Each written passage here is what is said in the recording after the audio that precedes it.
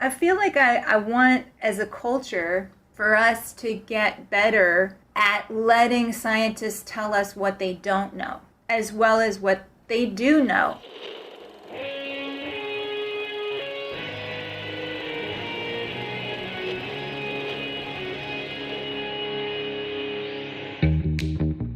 Welcome to Back to the Future podcast. My name is Victor Sadia, and I talk with brilliant minds and hearts of people who want to uproot and transform the current health and wellness paradigm. Good morning, good afternoon, good evening. Today we have Theresa MacPhail.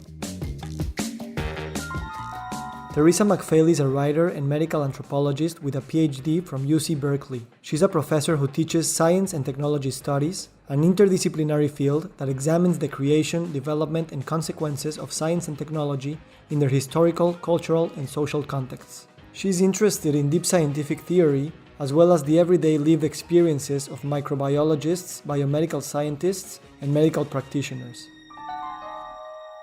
Theresa, thank you so much for being here. Oh, thank you. So when I walked into your classroom 8 years ago in NYU, the first thing you said was, okay, now that we start to become more comfortable with being uncomfortable, because we don't really know who we are. And I said, wait, what? I'm not comfortable at all. And what do you mean that we cannot get comfortable over time? So what does it mean for you to be uncomfortable and working towards getting more comfortable without knowing that we will get there? I think it's twofold. I think as an anthropologist, one of the interesting things about anthropology is learning to view your own culture from without. So not from within, from without. And that's why anthropologists go to other places. When I was in training, I got my PhD at the University of California, Berkeley. And one of the things they stress is that you don't go to a place like New Guinea or Australia or China to learn about, you are in a sense learning about the people there, but in a greater way, you're learning about your own culture in comparison to the places that you are learning about. So it's kind of a dual thing, and part of ethnography, or part of the work of going to those places, is being uncomfortable. And it is true. When you go to a place and immerse yourself in that culture and you're speaking that language, anthropologists, we have to become somewhat fluent in the language of the place that we're going. And you just constantly feel not yourself. You feel very awkward and you're not really fluent. So the language, you have to think deeply about what you're saying. And, that colors everything. And by the end of the day, you're exhausted. And you just never, but over time, right? So the whole point of anthropology is we have to stay in a place. It used to traditionally be for a year. Now people go anywhere from 3 months. You keep doing shorter stints, or maybe 9 months. But the goal is to stay long enough to start feeling comfortable. So that transition from discomfort. But what is the discomfort about? When I said that to you, what I meant was, whatever you think you know, throw it out. Whatever you think you know about yourself, or about how the world works, or how science works, or what medicine is and isn't, and how scientists think and what science is, and whatever nonsense you've learned about the scientific method, that really simplistic, reductionistic testing of hypothesis that we learn in high school, right?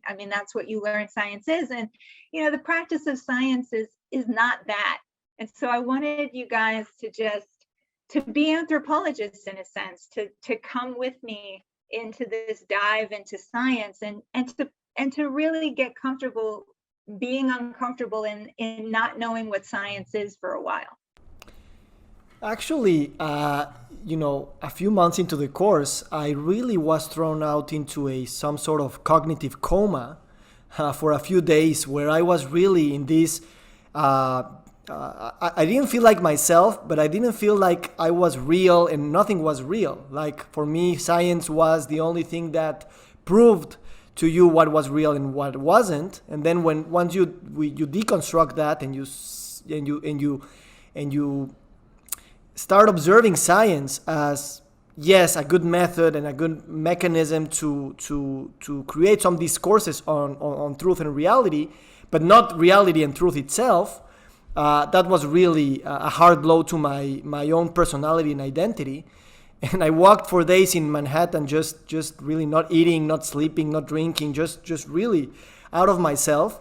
And then what brought me back was just I felt hungry, I felt tired, I felt like my own physiological needs were the ones who brought me back into the world, I guess. So have you felt that way, studying anthropology or science and technology studies?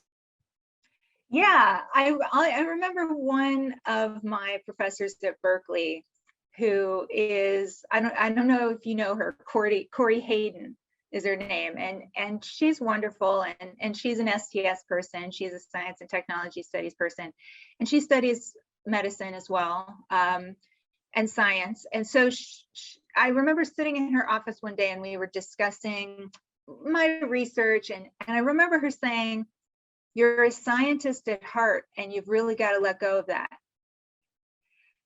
And I felt so thrown off. And I just spent days and days thinking about, what does it mean that she called me a scientist at heart? But I think, like you, that I really wanted something to be true with the capital T. And the idea that that was out there gave me a great deal of comfort. And what she was saying was, you can't really study these scientists unless you let go of that, because you're not going to really be able to see them for what they are. You're going to, want them to be right. You're going to take what they say for granted instead of interrogating it.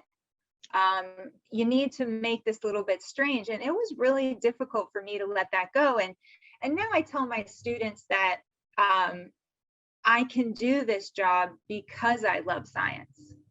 Because when you love science, you want it to be better. And the only way it gets better is to put it under the microscope. I mean, you have to put the methods and you have to put the way of thinking under the microscope itself in order to get better. So I think that's what brought me back to myself. Is I had this idea for a while that, well, I don't want to attack science. And for a while, that's what it felt like I was being asked to do. I was being asked to deconstruct everything I thought I knew, which in a sense is what I did end up doing. The idea I have of science now is totally different than what I had going in, but it's a better version. Quite frankly, it's more robust. It's more human. I mean, I feel like the version of science we get is a disservice to the actual practitioners of science. Like, they're not gods. They're regular people, and they struggle, right? They struggle with the same things we do, and they don't know, and they should be. I feel like I want, as a culture, for us to get better at letting scientists tell us what they don't know, as well as what they do know. And that's really hard to get normal people to do. Because I think science, and especially medicine, I mean, you and I both think a lot about medicine, is tricky because it gets at our deepest, darkest fears. If something's wrong with us, we want to go to see a doctor, and we want to know exactly what's wrong with us. But the reality, and so many of us who have had, as you get older and you start getting more chronic conditions, you start to realize what, science and technology studies teaches, which is it's not an exact science. I mean, what I tell my students is, doctors are the best guessers.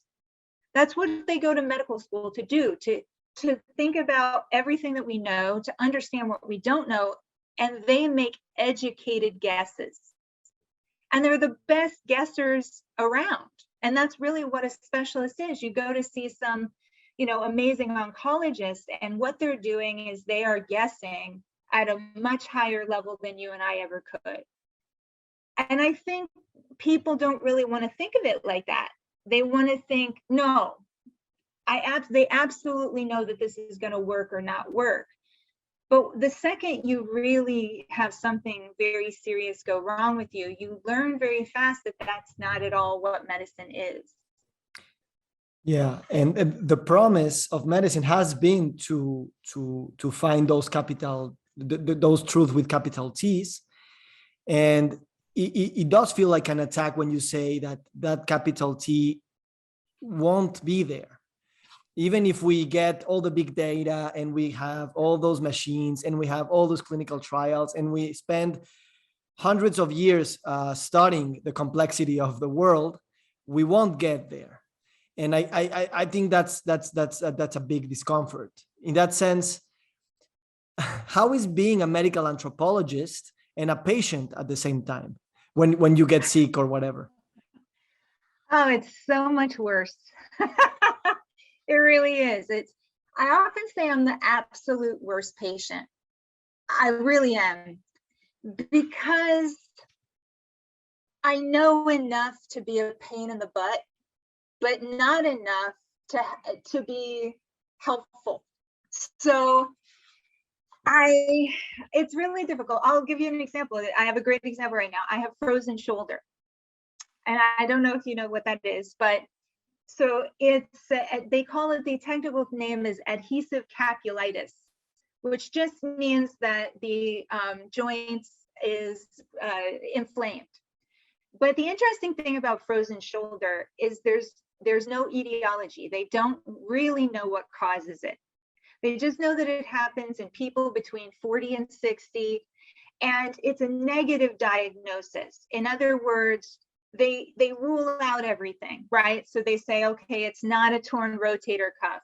It's not a torn tendon. You don't have arthritis. You don't have calcium deposits in your shoulder. And so the ruling is, well, it's frozen shoulder. And the interesting thing is nothing helps frozen shoulder, just time.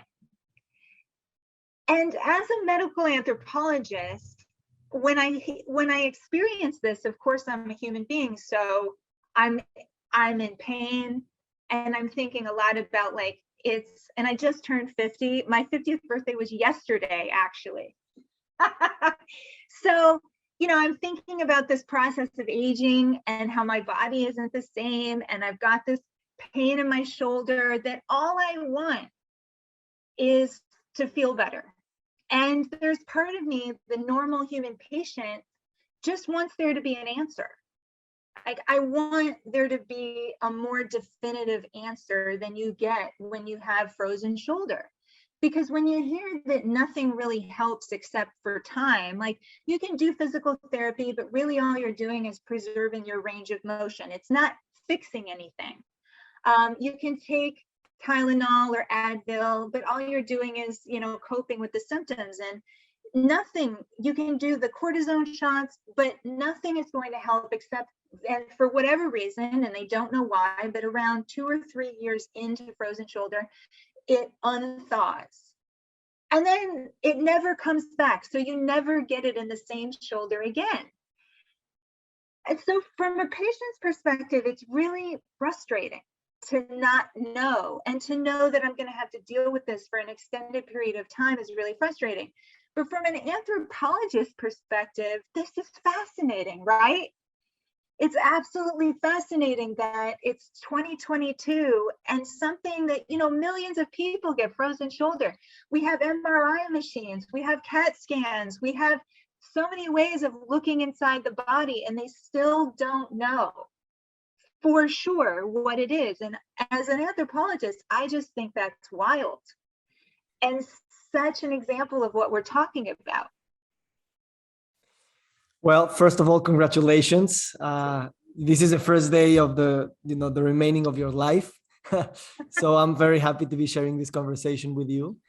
And in that sense, let's explain what a medical anthropologist does for a living. And I guess that many people won't see a lot of value in that. I see it, but I would love to hear you talk about the value of doing medical anthropology. I have a great example of this. So I just finished writing. I mean, I still have to go through edits, but I just wrote this big book about allergies. And a medical anthropologist looks at something like allergies as a cultural object, right? So it's not just a biological object.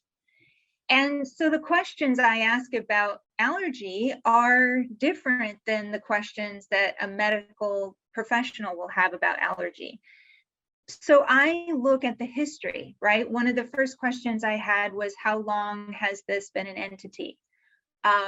Turns out it's about 200 years is the answer, almost exactly, 1819. And so, allergies really emerged with the Industrial Revolution. So I ask questions about how we've thought about allergies over time, how that thought has shifted with the science. So I track that. So medical anthropology kind of tracks back and forth in between the science and how people understand it.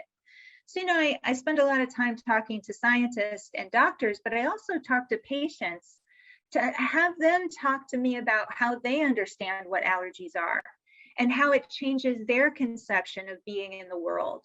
Because somebody with allergies doesn't see the world the way other people do. They see it, they're really aware that our bodies interact with other things all the time, these invisible particles. Somebody who doesn't have a pollen allergy doesn't think twice about spring or what's in the air. But somebody with a pollen allergy is very in tune to when spring is. So it's almost like their body is an instrument, a scientific instrument, being like, oh, there's pollen. Like they know, they have this like sixth sense, so to speak, of like their bodies are different. But what's the value? So I sent out the book to be read by scientists, and one person is in a collaboration. So she's in a biotech firm. So she's one of the top microbiome scientists in the world. She's at University of Chicago. She's wonderful. Her name's Catherine Nagler. And I sent the draft to her, and she sent it to her pharmaceutical partner. So they're trying to get treatments from her research. And one of the chapters in my book asks a basic question. So here's the value of anthropology. I asked the question, what does it mean when a treatment is effective? And the definition of effectiveness is going to be different depending on what stakeholder you're talking to. So if you ask a pharmaceutical company, for instance, what effectiveness is, they're going to give you a bunch of statistical data. And they're going to talk about statistical significant reduction in, say it's an eczema drug. They'll say, oh, it lowered itch by, 15% or what have you. And for them, that's the standard of effectiveness. But then if you talk to clinicians, so if you talk to an allergist and you're talking about this drug and you ask, is it effective? Well, they'll say, well, how many side effects does it have in relationship to the reduction? So yeah, it does take care of the itch, but then it causes conjunctivitis. So we have to balance the side effects with what it's doing and the cost also. So then they bring up like how much this is costing, and they don't want to burden their patients with too much. A patient, what effectiveness is, they talk about quality of life. So they're talking about, does this drug let them sleep at night? Does it, improve their ability to not scratch at their skin and or does it improve the appearance of the skin so that they're not embarrassed wearing a short sleeve shirt out in public? And if you think about it, the pharmaceutical company kind of ignores what effectiveness means to the other two groups. But like the value of medical anthropology is they shouldn't, because those decisions are going to mean whether or not a person chooses to take that drug or to not take that drug or to go off of that drug. So it's going to hurt their bottom line if they don't understand what effectiveness means outside of their, and again, we're right back where we started. The statistical significance is as close as you can get to that capital T truth, right? Which is why they like to stick there. But that's not what effectiveness means to most people. So what effectiveness means to the patient is way less easy to capture in an Excel spreadsheet. So they don't want to think about it, but it definitely affects their bottom line. So I think that's the value of medical anthropology, is it allows us to ask different types of questions outside of the biomedical model. Thank you. And I guess that in the current epidemic, I guess we can call it that, of chronic disease, diabetes, cancer, chronic respiratory disease, cardiovascular, these things are really killing the majority of people all around the world. And these diseases are not traceable to a single pathogen or whatever. They're really complex things in terms of economics, politics, culture, everything. And so with your example, the effectiveness is different for each stakeholder. So is the definition of what is health. And the point of view that you have really changes the agenda. So what's your take on I guess that COVID has also shown that we are in danger of COVID, not only because this pathogen is flying around, but also because there's a big gap between poor and rich communities. We also have differences in immunology with, if you have also comorbidities and all of that, it is contextualizing the disease as not a reductionistic one thing entity. How, because this podcast is heard by many people from different disciplines. How can we use each discipline to understand what each discipline is saying, and how can we interconnect that knowledge to form a bigger picture? Oh my God, this is only a 45-minute podcast. That's an impossible question. I mean, so my first book was about the 2009 H1N1 pandemic.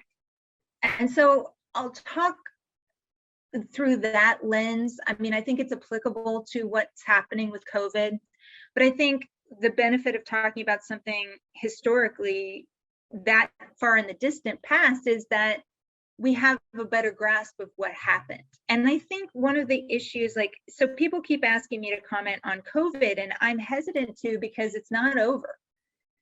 And I think it's still too soon to really know what happened. The dust hasn't even settled yet.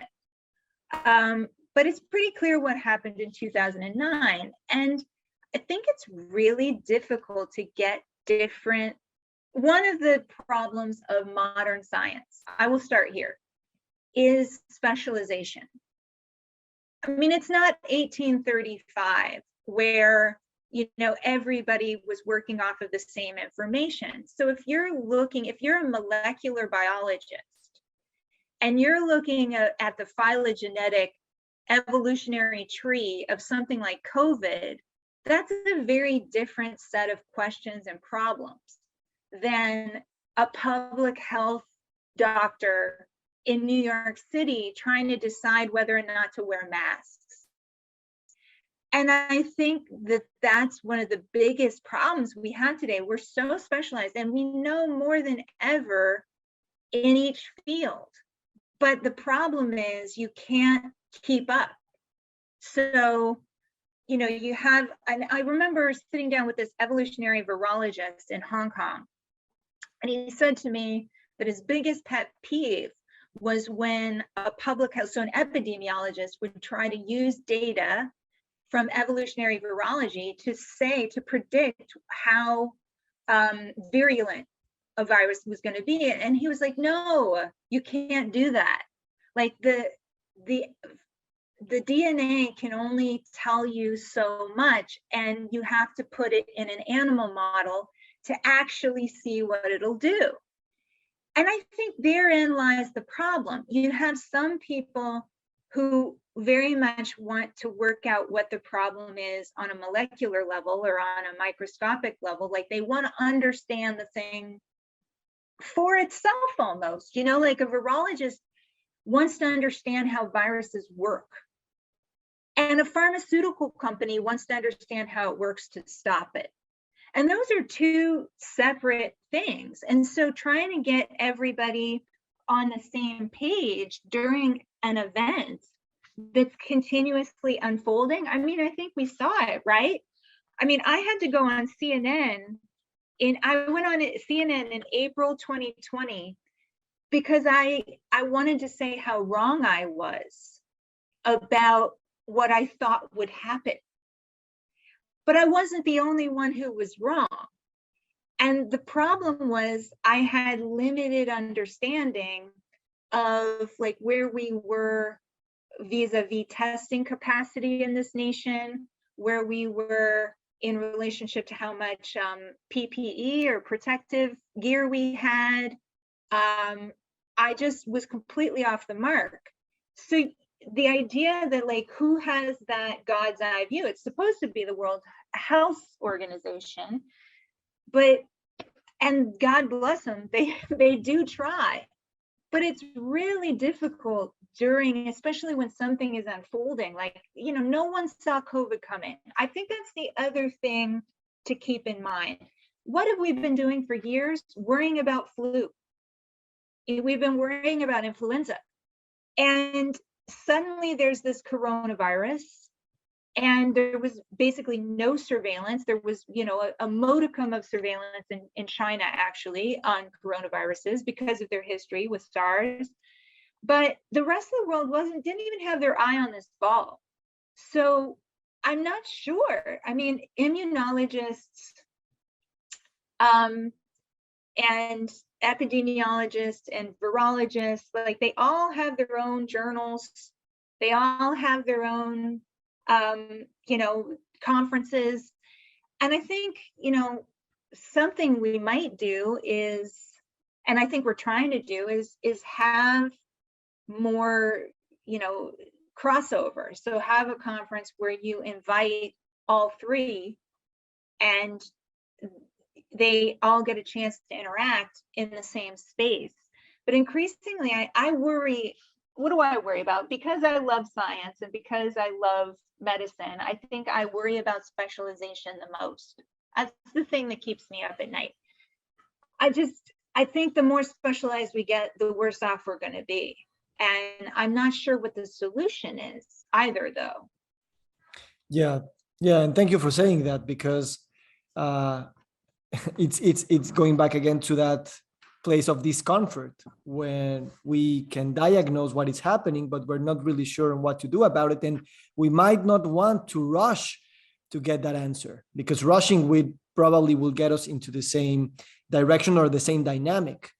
And in that sense, I think that complex thinking, it's something that it's appealing. We know that we can use it in some ways, but I guess that we're not really ready to think in complex ways, not institutionally, not cognitively, not even probably philosophically. And we would have to unlearn a lot of things to really think in more interconnected ways than we think at the present moment. Yeah, I think the interesting thing about the COVID pandemic, I will say this, is I feel like it was a crash course in how science actually works. Everyone got it at the same time. I was not surprised at all, nor was I angry or frustrated by the constant changing in advice, because I understood that science is an iterative process, right? It's not, okay, you're done once you've done one study. It's like a continuously evolving, like knowledge evolves. And this virus is evolving. So those two things are going to continuously evolve together.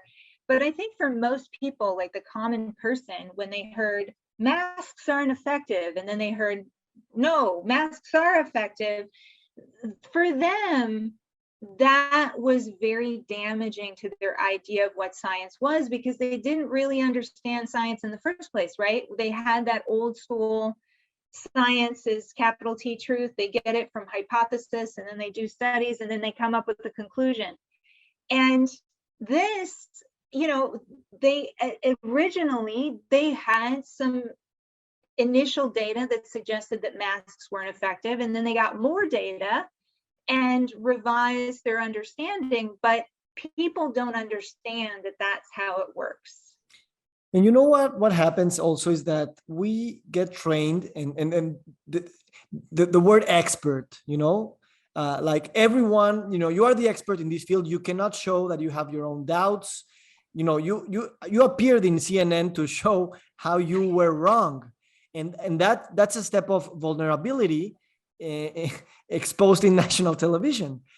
And how, I think that science probably in a sense, to keep moving forward, needs a healthy dose of vulnerability in public, and showing Yes. what we don't know, and showing when we have been wrong. But politicians, big corporations, even your doctor in your one-to-one clinic won't accept that he doesn't know. How can we legitimize this not knowing without being ostracized or even shamed, because that's not really helping anyone? I think, this is, to go back to my anthropology position, this is a larger cultural issue. And science is a victim of its own success, because if you think about something like the eradication of smallpox, or just the extended life expectancy that we have now, or even the development of antibiotics, scientific thinking really took hold in the last century because of the success of science. And people could see it. Look, I'm looking around my room, and science is everywhere. Here we are talking on Zoom. Like, it's a result of advances in theory that then got applied in technology, and here we are.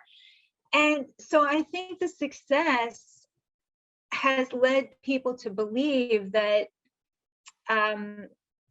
anything is possible, and that there are no limits. And I think we're very uncomfortable talking about limits to our knowledge, or limits, even if we have knowledge. One of the interesting things about studying biology is, like, even if you have knowledge, the idea that that's going to somehow be applied is leaps and bounds away. It's really hard to admit that, which is why you constantly see, like, one of the things that really bothered me over the last couple of months was Biden's new war on cancer. And I was like, oh, here we go again with the war on cancer. And, we've been fighting this war on cancer since the 1960s, 1970s. And every year you hear the cure for cancer is 10 years away. And I don't think that serves science well. I get it. It's the hype cycle. Like, they get funding, like a ton of money is going to be thrown into cancer research because of this. And that's overall a good thing. But if you keep tying scientific funding to outcomes, this has been a rallying cry amongst true, like, if you talk to research scientists and you ask them what the main problem is, they will tell you funding for basic science. Something like, can you get money just to follow your creative instincts? And the answer is no, usually, unless it is attached to some sort of outcome or product.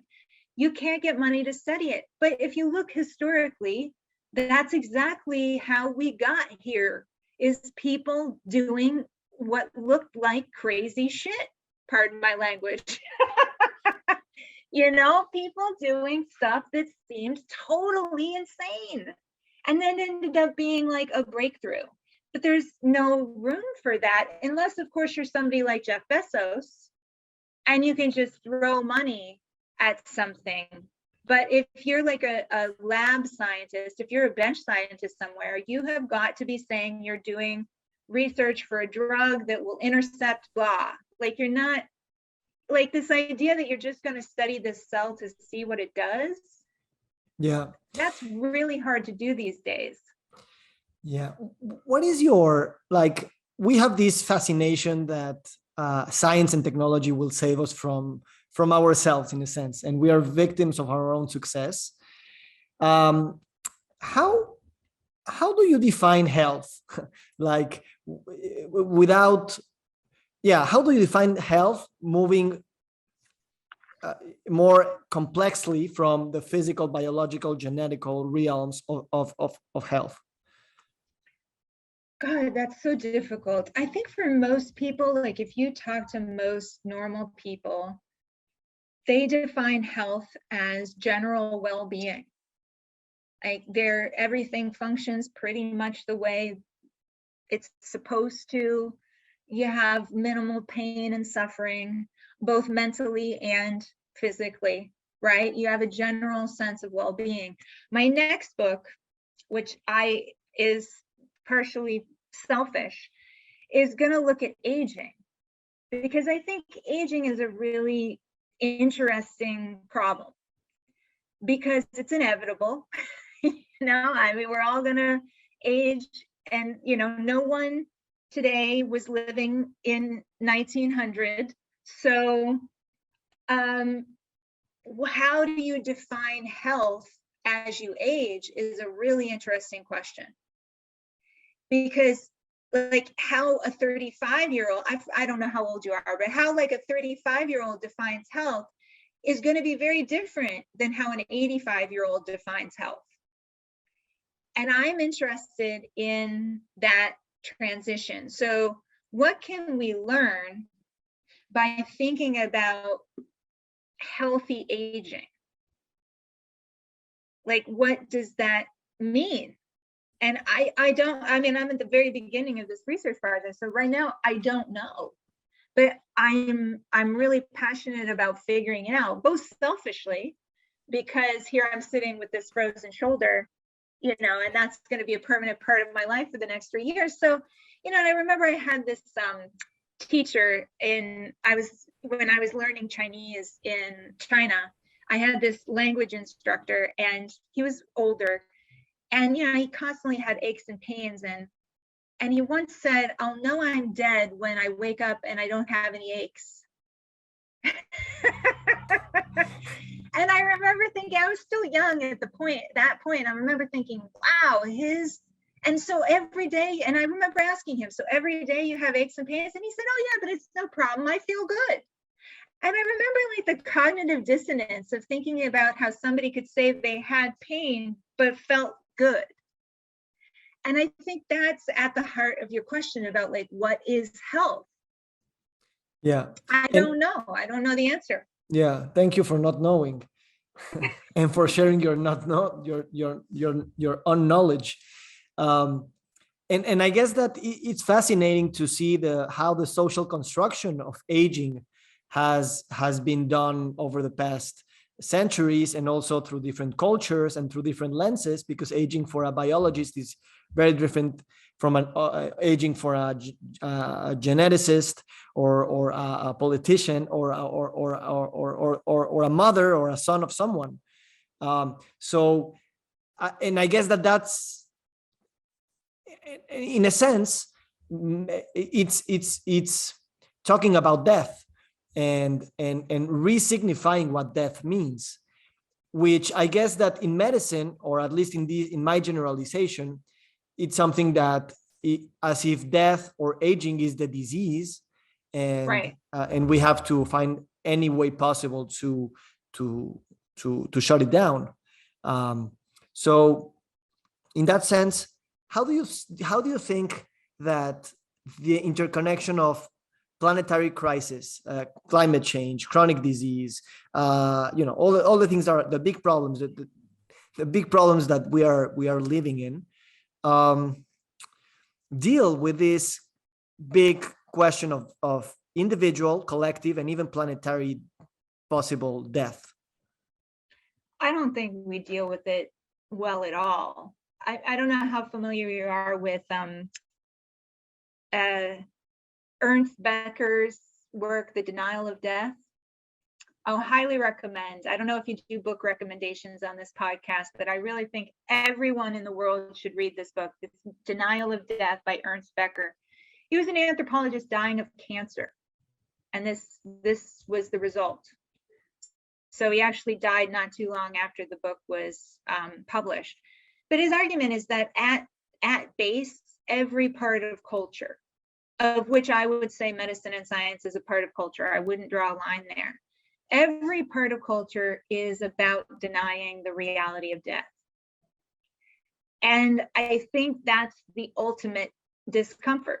That's the ultimate being uncomfortable, right? And as someone who just turned 50, I can tell you it's very real.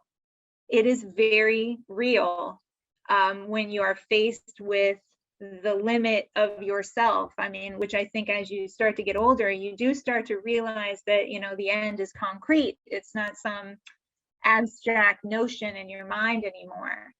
And I do think that we are not, with the existential crises that we face with the environment, especially, that's why we're so obsessed with innovation, because it provides a bulwark against that fear. Like, we won't have species collapse because we'll come up with a new technology. And there's no evidence for this whatsoever, but it feels good to think about that. And sometimes I teach sometimes about, of course I have to these days, what do I spend the majority of my time talking about in relationship to science and medicine these days? Conspiracy theories. And the literature, the research on conspiracy theories is pretty, it's nascent, right? We haven't been doing it that long, maybe 10 years seriously.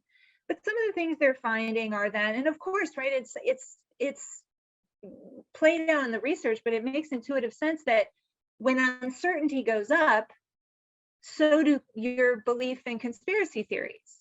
Because what conspiracy theories do at base is they simplify a complex problem. So it's the antidote for complexity. So it's very reductionistic. Like, instead of worrying about how we're going to solve this multi-pronged, hydra-headed problem, it's just Hillary Clinton's fault. That's it. And you get rid of Hillary Clinton, but there's a real sense where, and I tell my students all the time, it's not about intelligence, it's about fear. And the more uncertainty, and humans just don't deal well with. There's a famous experiment where they asked people to either sit in a room alone with themselves for 15 minutes or shock themselves. And most people chose to shock themselves. And why? Because they were sitting in a room with nothing. They had no distractions. And I think that's just human. It's to be human is to be scared of ourselves. Because ultimately, in my classes, we ask a lot, what makes humans humans? Why are we different? Is it language? Is it our ability to tell stories? Is it our ability to use tools? What really makes humans humans? But, Homo sapiens, I lean on that sapiens. It's to know. And to know what? For me, it's to know death. My cat, which is sitting here happily in the sun, she's 18. She doesn't know her time is limited. She's just happily, every day she gets up and she eats and she sleeps. And not once does it pass through her kitty cat mind that she's not going to be here. But every day I wake up, it does. And especially when, you have wildfires and tornadoes and tsunamis and, all of the stuff that goes on with the climate change and environmental degradation, I think it's impossible not to look at the news. It's death is everywhere in the news these days. I mean, and God, we haven't even talked about Ukraine, right? I mean, that whole situation. And where's truth in that? And so I think people really want there to be truth. And the last bastion of truth is science and technology, especially tech. I really feel like tech and innovation are going to be the last things that people give up faith in. It's almost akin to our faith in God, to be honest. And it's incredible that we seldom, we assume that tech has made our lives better, but that doesn't ever get questioned. I think it does now. I mean, now you're really seeing the pushback, like, the famous, like, Jenny Odell wrote a book called How to Do Nothing. I think there's a big pushback to the productivity and the efficiency and the do more. And, all of tech is all about efficiency, right? And I think there is an increasing awareness. And I mean, there's all the research on how social media is just disastrous for our health and well-being, to go back to the health question. Like, to ask the question in relationship to health and technology, that's a difficult question to ask. And let's just even leave out the obvious pollution factor, like or the environmental disasters that have to happen to make tech happen. Like copper mining, for instance, is a terrible thing for the environment, but we need copper to run all this, gadgets that we have. And, copper plays a huge role in, renewable technologies, but we don't, nobody wants to talk about the strip mining that has to happen to get the copper out of the earth. So I think, like, even leaving that stuff aside, to talk about what is health in relationship to the tech that we have is a really difficult question that no one really wants to look at, because if we're honest, we don't want to give up our cell phones. We don't want to give up our smartphones or our computers or our Xboxes. And so we don't want to look at whether or not they're healthy. Yeah. To begin wrapping up, let's, allow me a more personal question, which is, for me, it's obvious that you are philosophizing very deeply about all these things, and that these have implications on the way you live your life, and moreover on the voice, the Theresa's voice inside Theresa's head, of how you talk to yourself. Now that you've turned 50 and these big questions keep getting bigger, how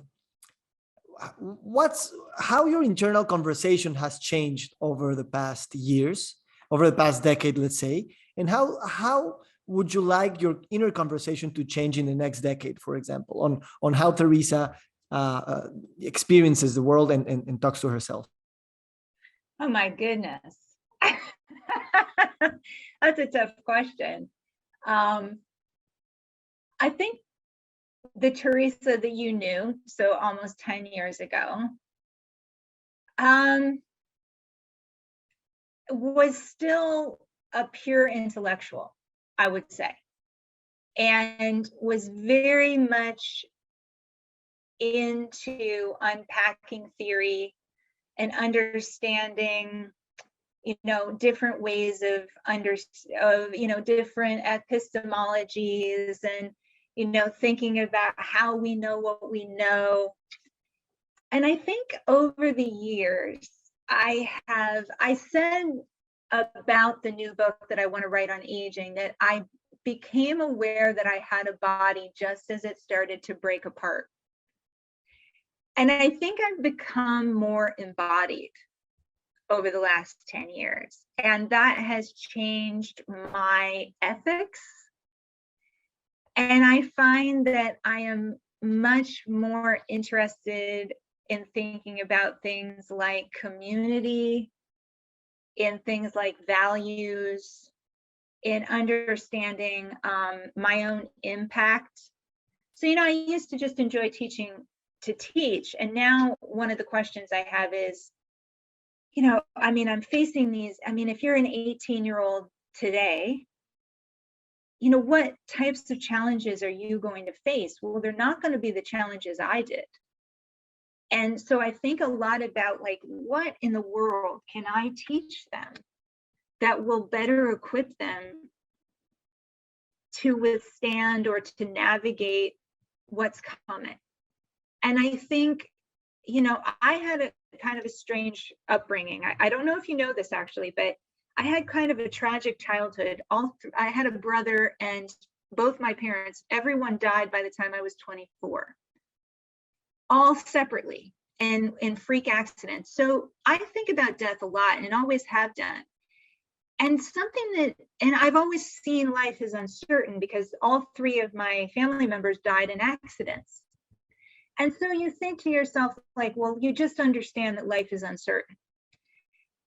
And the thing I've noticed in the last 10 years is I always felt alone in that knowledge. When I was younger, I felt like I had a secret, that I understood something about the world that, a person in a rich country, or a person who, was not existentially challenged, so they don't live in a war zone, they're relatively happy, healthy, safe, fed, sheltered, didn't understand.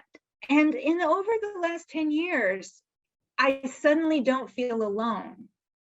But that is not a comfort to me at all, because it's now, it doesn't matter. You're less and less able to insulate yourself from the uncertainty. I think the uncertainty of this world is growing exponentially. So I talk to myself differently because of that. So I'm no longer an outsider in that way. And so I more and more am thinking about, how can I survived, right? Like I'm a healthy person and I navigate uncertainty very well. And I'm thinking a lot these days about, how do I help other people do the same? How do I help people do exactly what I wanted you to do? How do I help people be uncomfortable and still function and still be as healthy as they can be in an unhealthy space?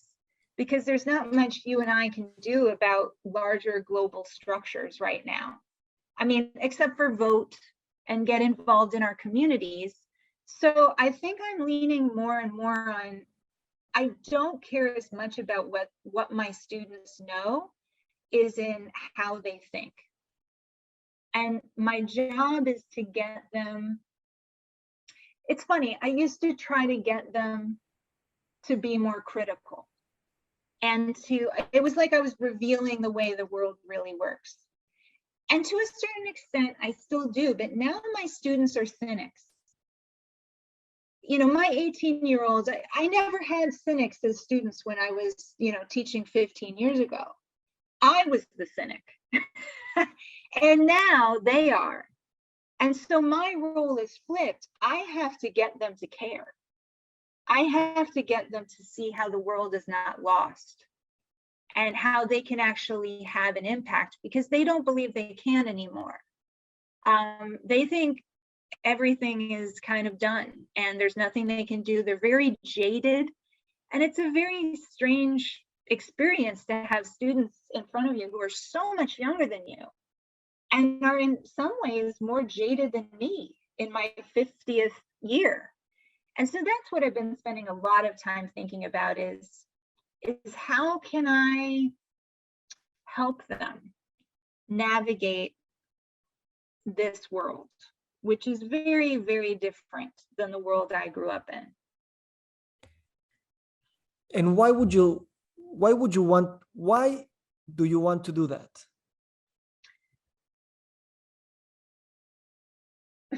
That's a good question, because I just feel I have to.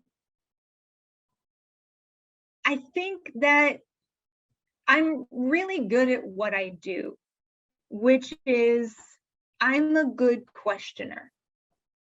I feel like I ask good questions, and I am good at finding the answers. And over the years, I've come to realize that. And the other thing I'm really good at, and I need them to get better at, is I am really good at looking at juggling all of that complexity and trying to find ways to tell stories about it. I mean, that's what my book on allergies is trying to do. I'm trying to look at the whole thing and kind of say something about it. And in the end, my argument about allergies is that allergies are a reflection of our relationship, not only to each other, but to our environment. And that's what it boiled down to. But it's, people didn't even think it was going to be possible to write this book. When I first started, I would interview a scientist and I'd tell them the project. I'd say, well, I'm trying to talk about allergies 200 years to now, and I'm trying to talk about the science and the culture. And they were like, well, good luck. You're never going to be able to do this. And they were especially taken aback because I didn't want to just focus on food allergy. I didn't just want to focus on asthma. Like, I wanted to do all of it. And they were like, you're never going to be able to do all of it. And I did. And so I think, and is it perfect? No. But it's a good attempt at telling a story about what happened to us. And I feel like if we don't have people trying to do that in greater numbers, we're doomed. Because we have to understand those stories in order to change them. The biggest compliment I've gotten so far with the scientist reading the book and getting back to me is she wrote, I understand the history now of my field, and it gave me an idea for a future research project. Like, my book actually gave her a new idea because I was able to paint a bigger picture for her because she's so specialized. And so that's why I feel like I have to do it, because I don't expect all of my students to go off and do that.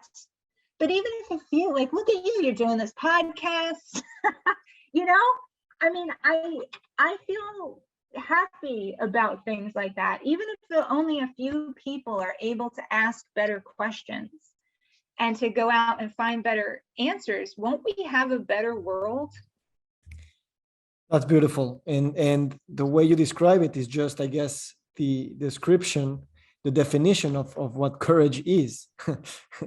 So I want to wrap this up by saying that you really had a significant impact in my life, not only because you taught me a lot of things and made me read a lot of books, but because you made me feel that I wasn't alone and that we could question the same things together or separately, but at least knowing that that's a worthy thing to do, even if it doesn't get you anywhere, and even if it gets you in even more troubles. But now I hear you now, and I see that what I got from you 8 years ago was just we're in this together, and with your big smile and your great sense of humor, it's fun also. It's fun. I mean, the secret sauce. So my agent asked me the other day, what kind of a writer do you want to be? So when you start on this path to becoming a popular science writer, they say, like, what do you see yourself? What's your brand? Oh, I hate that term, but everyone asks you what your brand is. And I said, my brand is, I tell you really horrible things that are true about the world, but I make you feel better about them.